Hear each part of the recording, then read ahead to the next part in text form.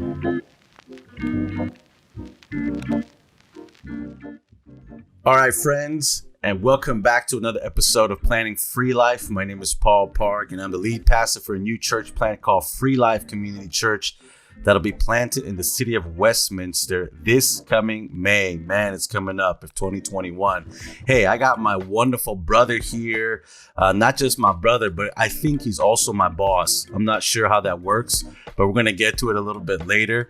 My brother's name is Jon Sato, and I'm going to give a little bit intro on him. He's the assistant. I put this on my notes because this is a long title, well-deserved, but it's a long title. So Jon Sato is the assistant superintendent for the Free Methodist Church in Southern California. We're going to get to what a denomination is and what a superintendent does for a church in Southern California. And it seems like his dad was a pastor. So he's a pastor's kid too, right? Yeah, fellow pastor's kid. And so he went to APU. We might have some beef on that because I went to Biola. So we'll also talk about that a little bit later. But Jon has a wonderful wife, 2 girls. And I didn't know this. He has a third on the way. Man, Yep. That COVID life is real. Yeah. And so I know Jon's been a blessing in my life. And so, just introduce yourself again and where you're from and all that good stuff. Absolutely. Well, I'm Jon Sato. I am an assistant superintendent for administration in Free Methodist Church in Southern California. I actually grew up a Free Methodist. My dad was not only a pastor, but a Free Methodist pastor. In fact, my parents actually met when my dad was a Free Methodist senior pastor, and my mom was in Japan, and she was converted by a Free Methodist missionary, and then went to the Free Methodist College in her hometown of Osaka, and was translating for my dad's youth group. Missions trip. So I'm a born and bred and raised Free Methodist. We grew up originally in Glendale. My dad moved when I was 3. He moved appointments up north to San Francisco area. So that's where we stayed for, I think, 17 to 20 years of his ministry. And then he moved back down to Southern California when we all went to college, kind of in the SoCal area. So went to APU for my undergrad and grad degrees. So did that in 2006 to 2013. Started working at the Free Methodist Church in Southern California right after that. So I met Glenn Pryor, who was the then assistant superintendent in my final master's degree course. It started from there, and it's been a little over 8 years now. Yeah, man. That's crazy when you said your mom was she got delivered the gospel by a Free Methodist missionary. My grandmother, too, she got converted by a Methodist missionary. I don't know if she was Free Methodist or not. I'm sure she was free if she was, because my grandmother was. Let's just claim it. Yeah, because she was in the, well, people might not know, but at one point, Korea wasn't split. Do we all know this? I think we should know this. Yes. So she was part of part of the northern part of Korea. I'm going to say that and be safe. And so she was converted by a Methodist missionary, came down to Seoul, and then that's how she got it. And she came to America in the 80s and started church planting, man. And so, yeah, man, thanks for being on, Jon. I wanted you on specifically and particularly because you are a denomination that I'm also a part of that is supporting this church plan. So why don't you tell the listeners and our viewers what a denomination is and because people, obviously people can just go plant churches, wherever they want, but what's special about a denomination? So let's talk about that a little bit. So there's a lot there. In short, this is a 30-minute podcast, so. All right. So in short, a denomination is just a group of churches or a group of like-minded individuals going after kind of the same goal.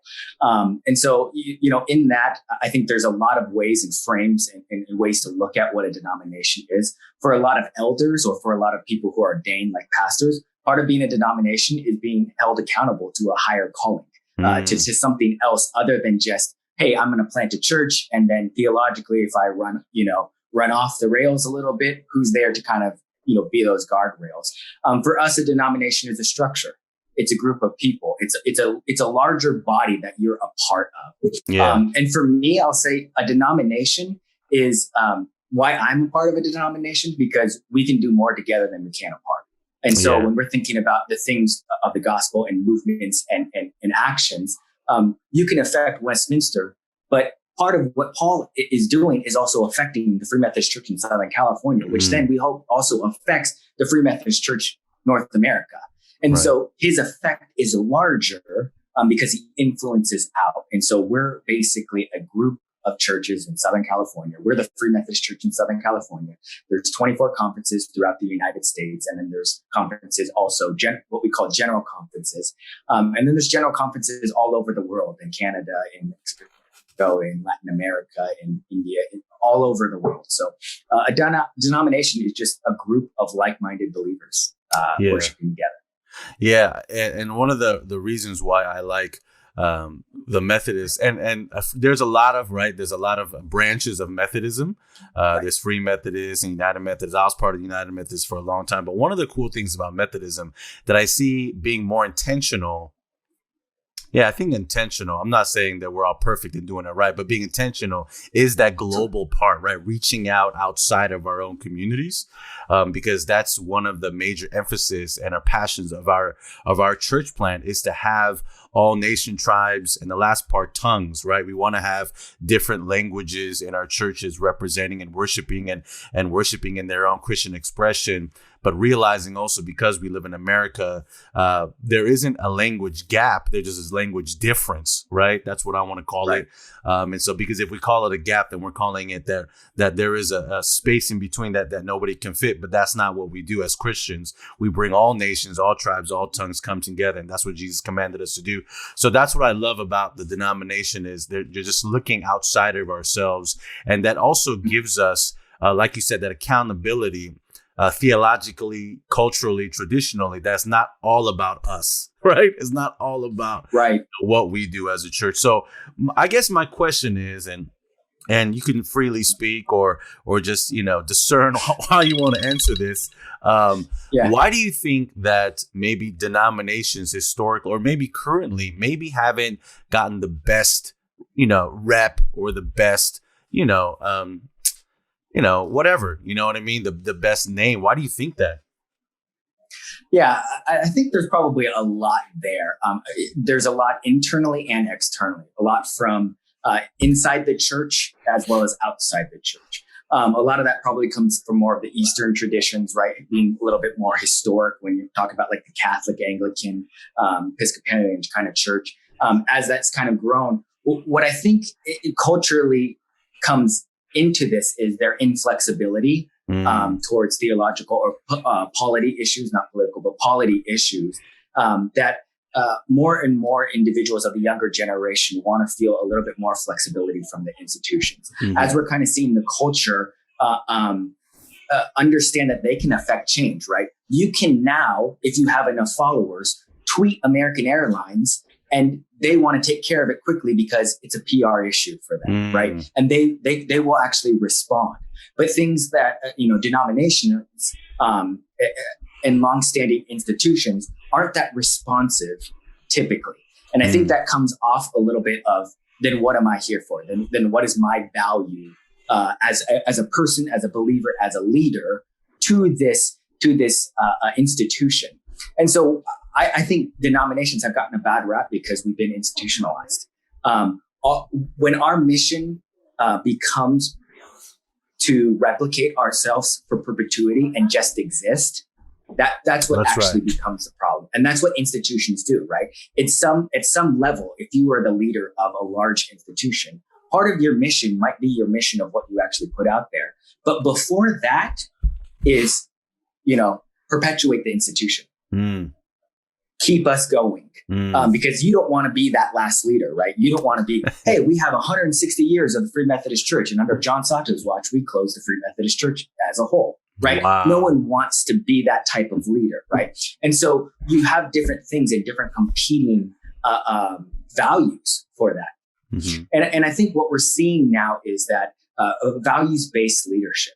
in that. We have to be flexible as a Free Methodist Church. We have to be flexible as denominations to actually see and respond to what the Spirit is moving, and as the Spirit is moving, both theologically, both culturally, and everything, and actually create structures that are moving us towards that. And so I think historically we've seen a really inflexible leadership, non-adaptive leadership, leadership that looks at things and says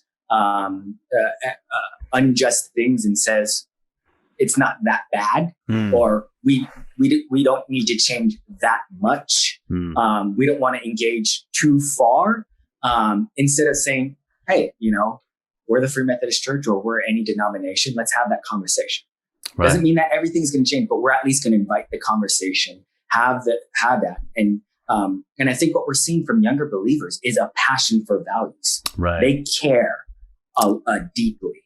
And if you don't foster that passion, I think someone's going to go off. And what we've really seen is the rise of more network Christianity, right? The Hillsongs, the Bethels, right? No one's really, they're not a denomination, but they're affiliated. They're not tied, but so they have this kind of network effects. They have like a Facebook tie, a social media tie, right? Because people want that connection. People want a bigger connection, but they don't want to feel like they're in an inflexible system that doesn't respond to them and doesn't have some sort of vulnerable conversation towards the things that this generation feels like they're dealing with versus prior generations. So that was probably a really long way to get there. But no, that's good. I think one of the things that I really appreciate about you, when I first met you, and we met in a bread shop, right, in a bakery shop, and hearing your passion about. And hearing your passion about not the denomination, but about the church and about, the mission of God that we are as a group of people, as a group of like-minded group of people, because I've been a part of a lot of denominations. And, one of the challenges that I see about denomination is rather than waving the Jesus flag, they're waving their denomination flag. And yes, I think denominations are they're good because, like you said, it keeps us accountable. It gives us a certain sense of connectedness and belonging.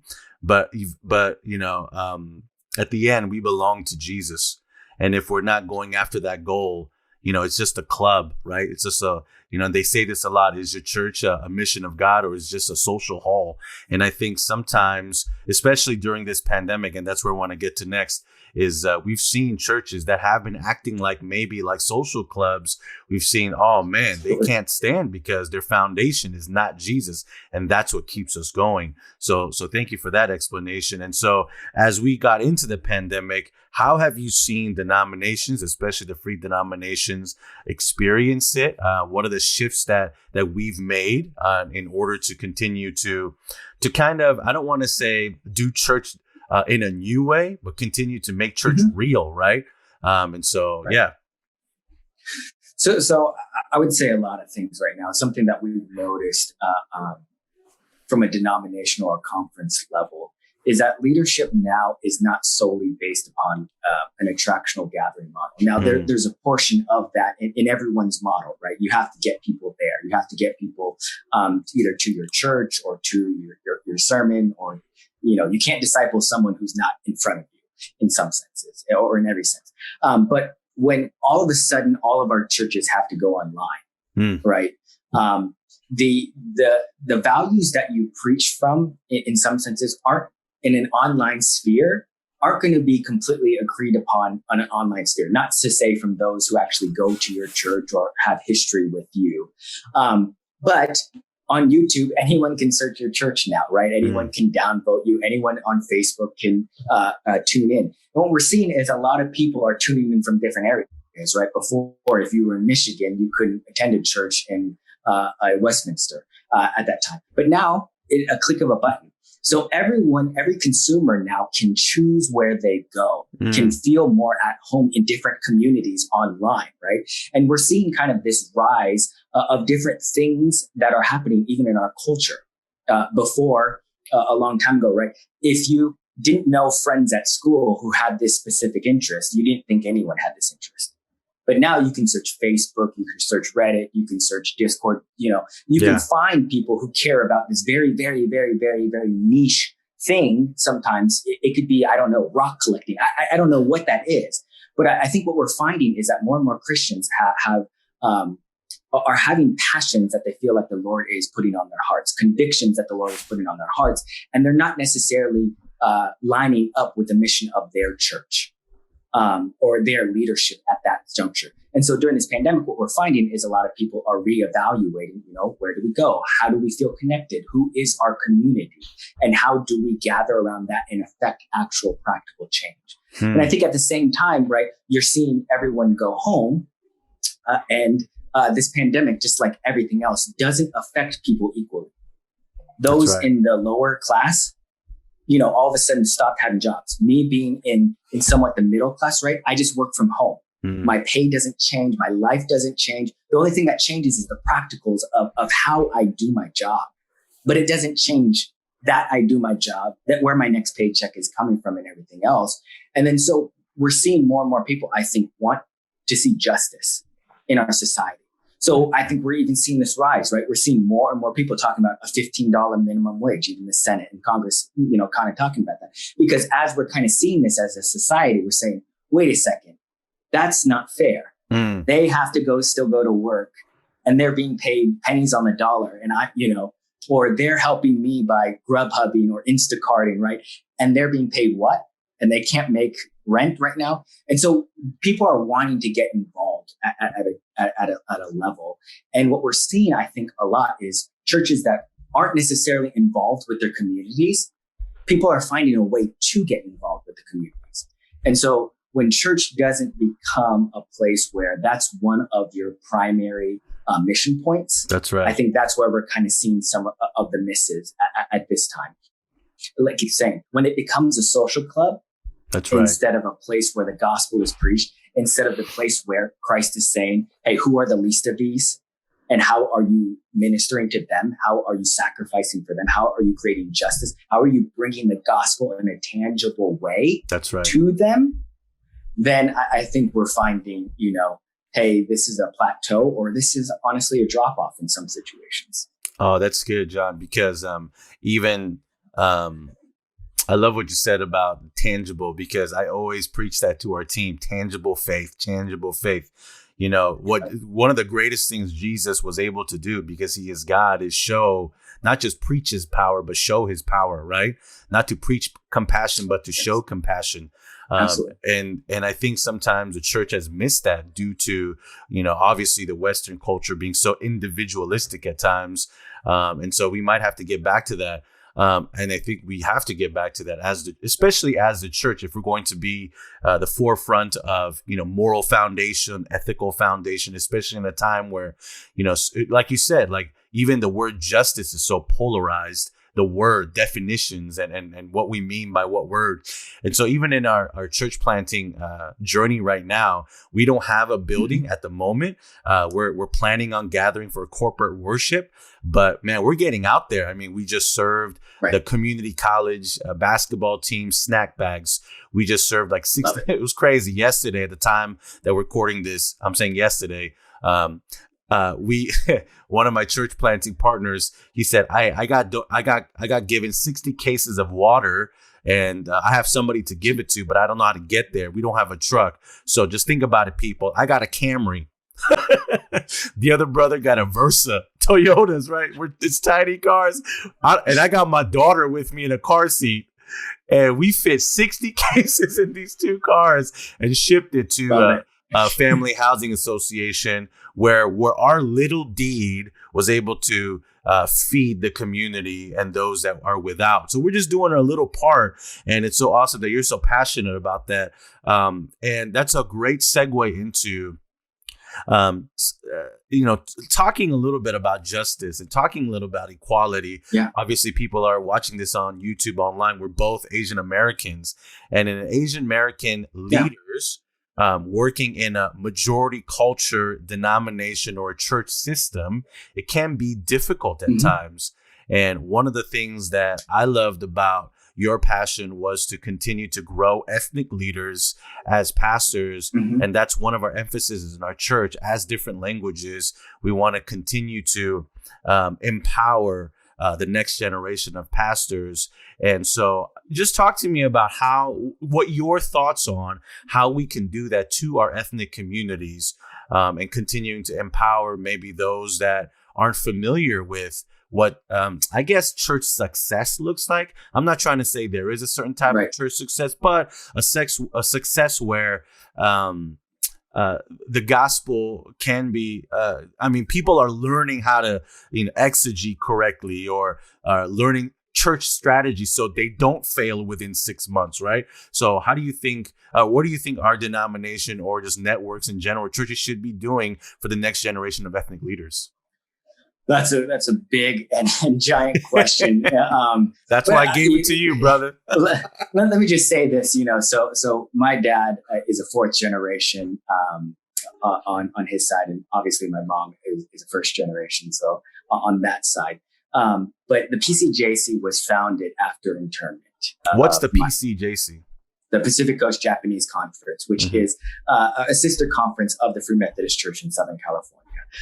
Geographically, they're kind of intertwined with us, but it's a Japanese conference that was created after for missionary women in Southern California, where we're trying to reach out to the interned or the formerly interned Japanese community after internment in World War. So, and my grandparents were one of them. And so one of the Venice Santa Monica churches and our Marina Del Rey churches is basically 2 blocks from my grandparents' home. And that's where my dad grew up worshiping.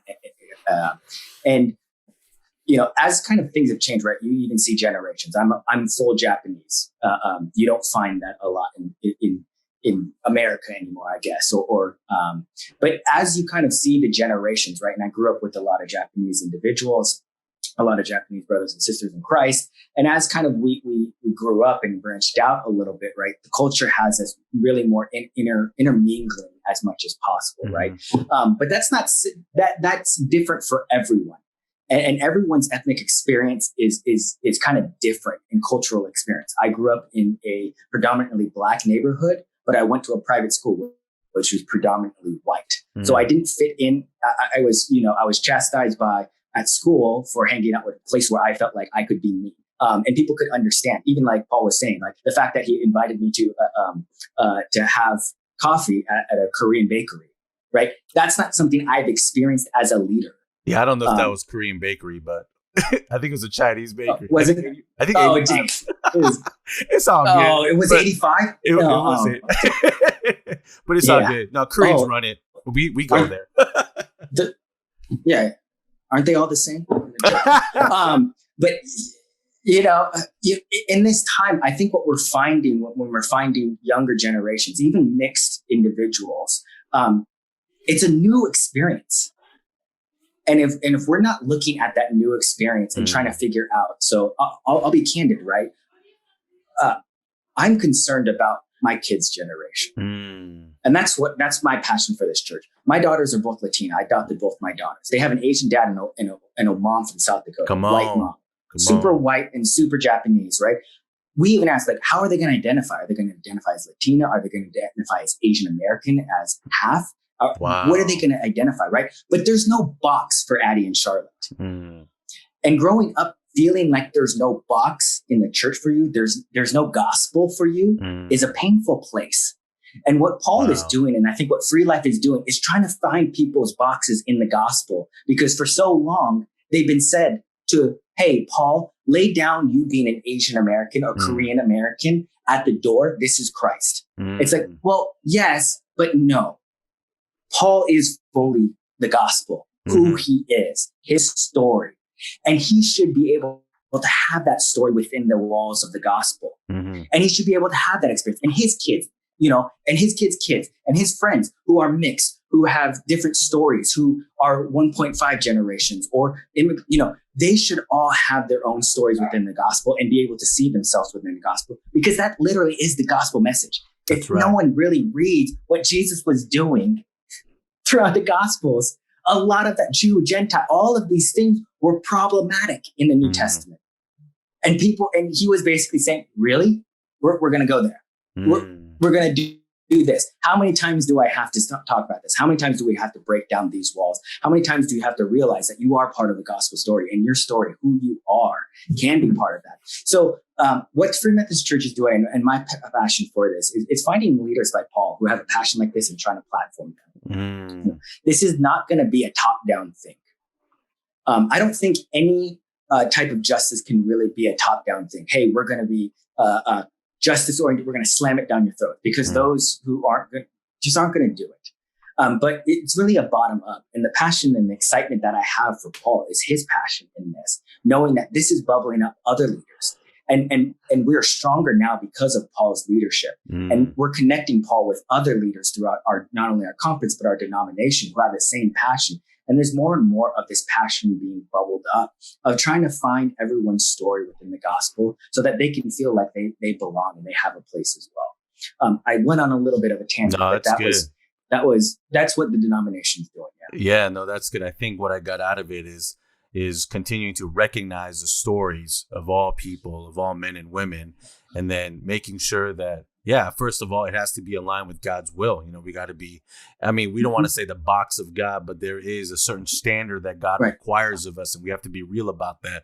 And that's one of the things that I'm passionate about. And that's one of the things that also connects us with other languages and traditions and cultures, is that standard of God. I think one of the greatest things that happened in the pandemic was I was able to listen to, whether that's my team members' stories or just the people that I met one-on-one or on Zoom like this, the story that God has birthed in them, and also the story that they're trying to figure out on with journeying with Jesus together. And the church can partner then, like you said, be the platform that can launch people into their calling. I have we have a African, so I have a associate pastor like person. He's an African American brother, which I intentionally discerned about and talked to him about, of partnering with me on this journey. And I told him, hey, listen, I'm not keeping you in a box here. You know what I mean? If you think that we need to go a little bit of the Black culture church, let's do it. And if we got to go a little bit Asian church, let's do it. As long as it's the standard of God, what does it matter? As long as we're preaching the gospel. And so being in that type of partnership allows us to explore and allows us to be creative in a way where I won't be able to do that if I'm just stuck in my own Asian American circles. But branching out and all of us respecting us, first of all, as creations of God, right? Rather than race and color and gender, the creations of God first, and how he made us in the likeness of him. That is what's going to keep us going further. And what you said about just people that are passionate about Jesus will come together. And that's what I've seen, whether it's denomination or networks or not. Tribes, tongues, and cultures, they come together. And that's what, like you said, what we're trying to do at Free Life Community Church is explore those stories, and also give people not new stories, but stories that they might not have heard because of the places that they were at. And I think that's one of the things that also, I'm just going to briefly say this. I wasn't going to say it, but I'm going to briefly say it at this time of what we're going through in the Asian American community as well. Yeah. All the violence that's being highlighted, right? Not being happening, because every ethnic group's, been persecuted at one point or another, just being highlighted at this point. I think, we as a community, and as especially body of Christ, we just got to get together and pray first, get on our knees and confess and lament, and continuing to, uplift one another in the body of Christ. And then God will, I think then with the power of the Holy Spirit, will give us the mind and the wisdom to go out and seek justice the way God wants us to seek justice. And I think that's one of the things that I appreciate about you as well, the conversations that we have had on this ongoing talk about how can we continue to empower the marginalized? How can we continue to recognize those that might have been recognized before? And so, yeah, John, what is your hope for the denomination, as we get semi out of this pandemic? What are you excited about? What I'm excited about? That's a great question.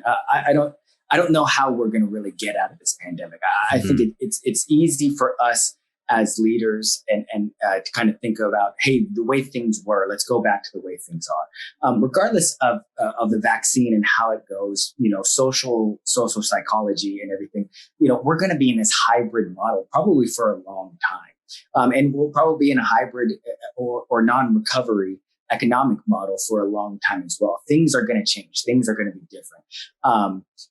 And if anything, they say that the pandemic kind of accelerated everything. It didn't change anything. It just accelerated everything. So it's a little bit more intense. What I'm excited for, though, is, I think for the church, I think we're at a place of the church where we've seen these things like Black Lives Matter come up during the pandemic, right? We've seen now this PI hate coming and violence kind of come up. And the church is now starting to respond. I think before, there was more of a blanket response of like, hey, this is bad. Yeah, absolutely, it's bad. But starting to realize the breadth of that. And starting to realize the experience of that. I think a lot of what we've done as the church is try to figure out how to cover suffering and how to cover it quickly with quote unquote, resurrection. And don't get me wrong, there is resurrection. Resurrection does happen. Right. But there's also Good Friday and there's also Black Saturday. And those are terrible days. Wow. And so as a church, I think sometimes we have to stop rushing to resurrection. And I think we have to sometimes sit with the fact that our Black brothers and sisters are being persecuted and are being killed and are being arrested. And the justice system is unfair for them, our Black and brown brothers and sisters. That's just a fact. For our Asian American brothers and sisters. That's just the reality that we've always grown up with. That's just the reality that you, Paul, have always experienced from your birth. And instead of just saying, hey, well, the gospel will cover that. And it does. But that's also like covering part of your story and part of who you are and part of your message and part of your history and your family's history and your life. And I don't think that's the gospel. I think all truth is God's truth. And God's truth is through all of this. So I think what I'm excited about is the opportunities we have as the church to respond, to start really leading the charge, to start getting back to being the center of society and center of our cities and our communities where we're really affecting change. We're not there to necessarily sell anything, but we're there to serve. We're there to serve our communities. And I think we're seeing a lot more of our pastors and our leaders. We're seeing their hearts come out in this. Yeah, they might not be able to quickly get their message online, but they're visiting people. They're bringing 60 cases of water to people. Right. They're figuring out how to get meals. People who are on unemployment, they're figuring out how to, do all of these things for their community. Their hearts are being able to be shown in a different way. So I'm excited for that. I'm excited for this next generation. And to be honest, and I would say this, even if I wasn't on your podcast, I'm excited about this church plant. I'm excited to see what the Lord is going to do because it's a new vantage point. It's a new style of church planting too, right? Where you're having multiple languages on purpose. Right. Right. They're not renters. Let's be real. Well, they're not renters and they're not tokens. Right. That's right. Oh, I got 6 Asian people. I got 4 Black people, and I got man. You're not Pokemon card trading. Right? you're literally saying like, no. Like I want that. We need that, but then we also need a community. But then we need that. Right. They need that, and then we need that together. And that's to me more of the kingdom, more of a holistic version of the kingdom of God than us being that segregated on Sunday mornings. And trying to figure out, hey, how do we each do church, individually on different sites? It's like, hey, we're going to do it together. And then at times we're just going to be all together. And you might not know what's going on for 65% of the service, what language is being spoken necessarily. Right. You might not understand it fluently, but you're going to know that the gospel is there. You're going to know that Christ is there. And you don't need to understand the language all the time. To be in a service. And I think we've catered to that as a community, as a society. So that's what I'm excited about. Yeah, man. Oh, I know how that means, man.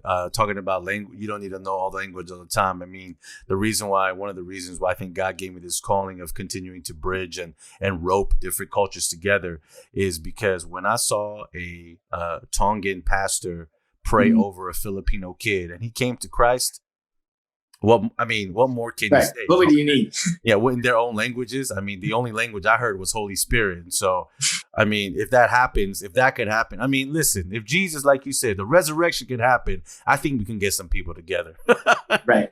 Absolutely. Absolutely. But obviously that starts with the awareness and the education and just knowing that, and just knowing what the gospel means.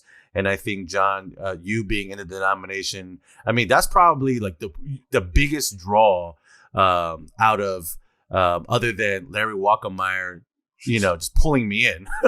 Yeah. So he pulled me in and you drew me in, right? That's a different type of relationship. And so, I mean, both great people and both great mentors of mine, just helping me navigate through this, especially church planning and just, journeying alongside another denomination. It's been a great time. All the people that I've met so far, and I can't wait to meet more people. But hey, John, thanks again for just being on this podcast and just sharing your heart. I mean, I don't know if people can know, but man, when he speaks, and especially the stuff that he's passionate about, oh my gosh, like I could just listen to you for days, because you're the real deal, and that's why we're here today doing what we're doing. Any last words for the church or any out there young leaders that want to get involved with the denomination? I mean, this is the plug right here, man. I don't know if there's a plug, in that sense, but I would just say, if any young leaders or you are listening, connect with Paul, connect with leaders like Paul. I mean, seriously, you're lucky to have a leader like that around, and we know how special he is, and we know how special his heart is, and the call that the Lord has placed on his heart. It's not an easy one. There are much easier ways to make a buck. I'll tell you that. There's a much easier ways to spend your days. But his passion is infectious. I think the Lord has placed a holistic view of the gospel on his heart. And I just love it because, just coming from another Asian brother, I can tell how he was raised. It's like, it's ride or die. It's just, it's gonna get done. Factually. Now how it gets done, or my dad's gonna call me. Right, that's true. That's true.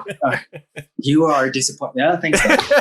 That's another podcast. Yeah, that's another podcast. We don't need to speak about. But no, and the biggest thing is too, right?